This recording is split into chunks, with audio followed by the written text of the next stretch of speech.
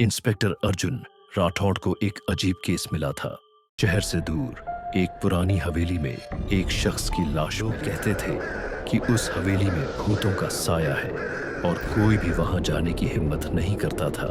लेकिन अर्जुन को डर से ज्यादा सच जानने की भूख थी। जब वो हवेली पहुंचा तो वहां का माहौल भयानक था। सड़ी हुई दीवारों से सीलन की बदबू आ रही थी और हर तरफ धूल की मोटी परत जमी थी। जिस कमरे में लाश मिली थी वहां फर्श पर खून के छींटे थे। जांच से पता चला कि लाश वैज्ञानिक की थी जिसका नाम डॉक्टर डिसूजा था। उसकी मौत का कारण साफ नहीं था, लेकिन उसके शरीर पर गहरे घाव थे, जैसे किसी जानवर ने नोच लिया हो। अर्जुन को कमरे की तलाशी में एक डायरी मिली। डायरी में ने लिखा था कि वो अमृतत्व का एक फॉर्मूला खोज रहे थे। डॉक्टर डिसूजा, उन्होंने लिखा था कि इस हवेली के नीचे एक प्राचीन जगह है जहां उन्हें अपने प्रयोग के लिए जरूरी चीजें मिल सकती हैं। डायरी के आखिरी पन्नों में सिर्फ एक नाम लिखा था, माया। जैसे जैसे अर्जुन केस की तह तक जाने लगा, उसे पता चला कि डॉक्टर डिसूजा ने कई सालों पहले एक लड़की को गोद लिया था जिसका नाम माया था। माया की एक दुर्लभ बीमारी से मौत हो गई थी और डॉक्टर डिसूजा ने उसे बचाने की बहुत कोशिश की थी। इसके बाद से ही वो अमृतत्व का फॉर्मूला ढूंढने लगे थे जिसके बारे में किसी को नहीं पता था। एक रात अर्जुन हवेली में रुकने का फैसला करता है। आधी रात को उसे हवेली के तहखाने से कुछ अजीब और परेशान करने वाली आवाजें सुनाई देती हैं।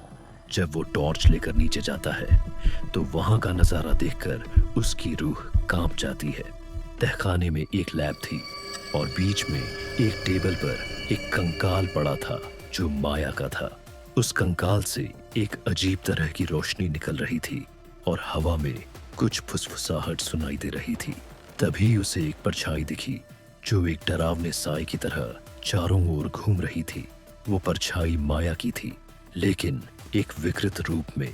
वो जोर से हंसी। तुम भी अमृतत्व चाहते हो? अर्जुन ने हिम्मत करके पूछा।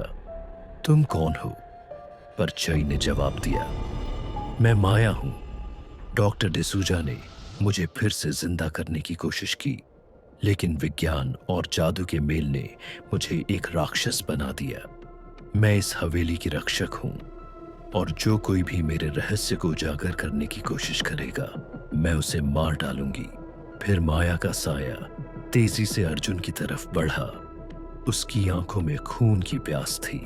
अर्जुन को समझ आ गया था कि डॉक्टर डिसूजा की मौत किसी इंसान ने नहीं बल्कि इसी आत्मा ने की थी।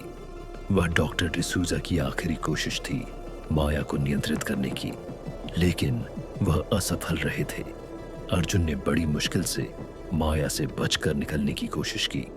वो भागा और भागते भागते उसे एक लोहे का क्रॉस मिला जो पुरानी दीवार पर लटका था।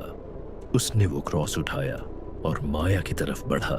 जैसे ही उसने क्रॉस माया की परछाई के सामने रखा, माया की चीख से पूरी हवेली कांप उठी। उसकी परछाई तेजी से कमजोर होने लगी और एक तेज रोशनी में गायब हो गई। हवेली में शांति छा गई। अर्जुन ने उस हवेली को हमेशा के लिए बंद करवा दिया। उसने डॉक्टर डिसूजा की डायरी में लिखी हर बात को पुलिस की फाइल से हटा दिया। उसे पता था कि कुछ सच ऐसे होते हैं जिन्हें लोगों के सामने लाना खतरनाक हो सकता है।